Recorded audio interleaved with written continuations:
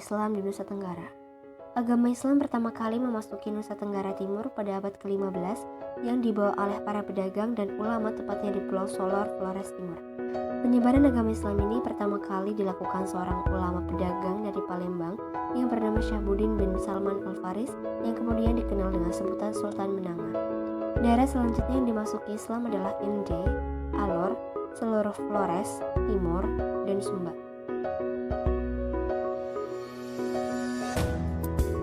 Kerajaan Salaparang adalah salah satu kerajaan yang pernah ada di Pulau Lombok.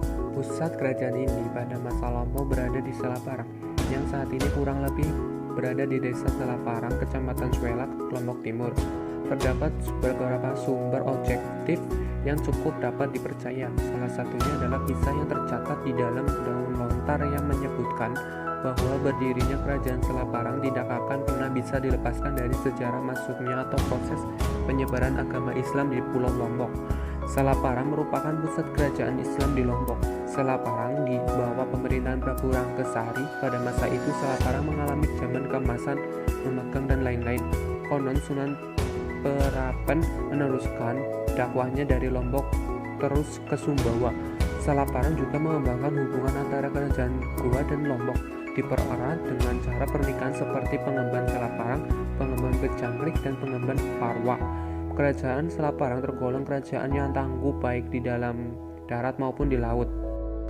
Penyebab keruntuhan kerajaan Salaparang: 1. Ditaklukkan oleh kerajaan Goa tahun 1640. 2. Tekanan dari VOC setelah perjanjian Bongaya 18 November 1667. 3. Serangan dari kerajaan Gelgel.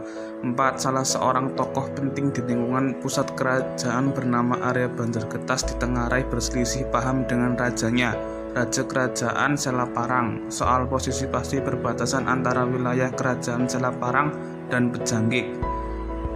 5. Kerajaan Mataram Karangasem menggempur kerajaan Salaparang yang pada akhirnya telah berhasil menaklukkan kerajaan Salaparang. Peristiwa itu terjadi sekitar tahun 1672.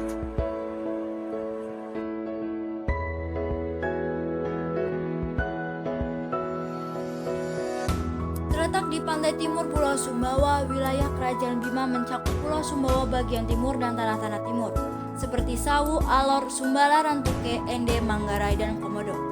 Merupakan kerajaan Islam yang menonjol di Nusa Tenggara. Raja yang pertama masuk Islam ialah Rumatama Batawada yang bergelar Sultan Bima I atau Sultan Abdul Khair yang menjabat pada tahun 1611 sampai 1640. Pada tahun 1691, ketika permaisuri kerajaan Dompu terbunuh, Sultan Bima ditangkap dan diasingkan ke Makassar dan meninggal dalam penjara.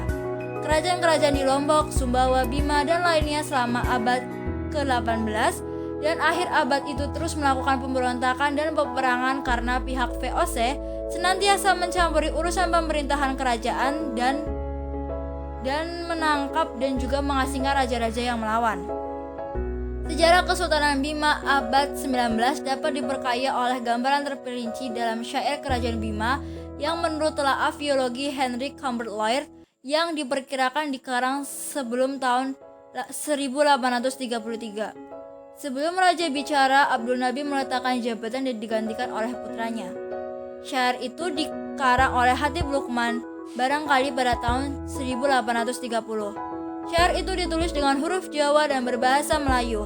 Syair itu menceritakan 4 peristiwa yang terjadi di Bima pada awal abad ke-19, yaitu letusan Gunung Tambora pada tahun 1815, wafat dan pemakaman Sultan Abdul Hamid pada Mei 1819, serangan bajak laut dan pemberontakan Sultan Ismail pada 26 November 1819.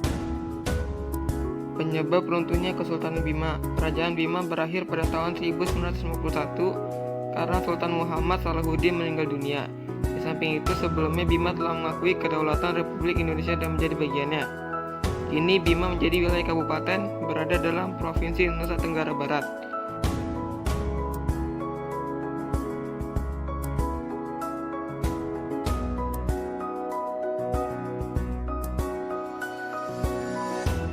Kesultanan Sumbawa atau juga dikenal dengan Kerajaan Samawa adalah salah satu dari 3 kerajaan Islam besar di Pulau Sumbawa. Wilayah kekuasaannya meliputi hampir 2/3 dari luas Pulau Sumbawa. Keberadaan tanah Samawa atau wilayah Sumbawa mulai dicatat oleh sejarah sejak zaman dinasti Dewa Awan Kuning. Tetapi tidak banyak sumber tertulis yang bisa dijadikan bahan acuan untuk mengungkapkan situasi dan kondisi pada waktu itu. Sebagaimana masyarakat di daerah lain, sebagian rakyat Sumbawa masih menganut animisme dan sebagian sudah menganut agama Hindu. Baru pada kekuasaan raja terakhir dari dinasti Awan Kuning, yaitu Dewa Majapurwa, ditemukan catatan tentang kegiatan pemerintahan kerajaan. Antara lain bahwa Dewa Majapurwa telah menandatangani perjanjian dengan kerajaan Goa di Sulawesi. Menurut Zollinger, agama Islam masuk ke Pulau Sumbawa lebih dahulu daripada Pulau Lombok antara tahun 1450 1540 yang dibawa oleh para pedagang Islam dari Jawa dan Sumatera, khususnya Palembang. Selanjutnya, runtuhnya kerajaan Majapahit telah mengakibatkan kerajaan-kerajaan kecil di wilayah Sumbawa menjadi kerajaan-kerajaan yang merdeka. Kondisi ini justru memudahkan bagi proses pengenalan ajaran Islam oleh para mubalik tersebut. Kemudian pada tahun-tahun awal pada abad 16, Sunan Prapen yang merupakan keturunan Sunan Giri dari Jawa datang untuk menyebarkan Islam pada kerajaan-kerajaan Hindu di Sumbawa. Dan terakhir, penaklukan Karangmorowanggang dari kerajaan Goa tahun 1618 atas kerajaan Dewa Majapahit Utan sebagai kerajaan terakhir yang bersedia masuk Islam sehingga menghasilkan sumpah, adat dan rapang Samawa. Contoh-contoh kebaikan tidak akan diganggu gugat sepanjang raja dan rakyatnya menjalankan syariat Islam.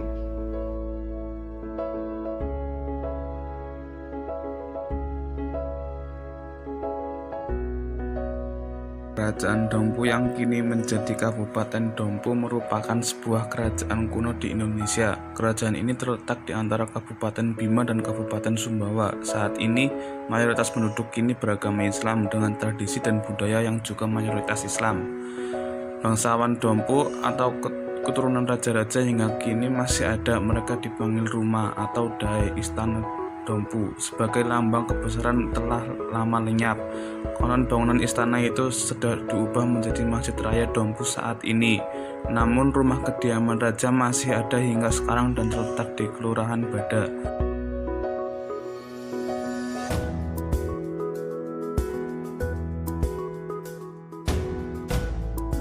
Lamakara adalah sebuah perkampungan yang terletak di ujung timur Pulau Solor, Kabupaten Flores Timur. Sejalan dengan pertambahan penduduk dan kebijakan pemerintah membentuk desa gaya baru, Lamakara dimekarkan menjadi dua wilayah, yaitu Desa Watobuku dan Wesa Moton Wutung yang secara administratif masuk dalam wilayah Kecamatan Solor Timur, Kabupaten Flores Timur.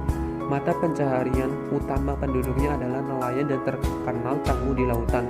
Lamakara terbangun dari 7 suku yang diakui ekstensinya dalam membentuk sosial kebudayaan di dalam masyarakatnya. Mayoritas penduduk adalah Muslim. Lamakara adalah sebuah kerajaan kecil dari raja.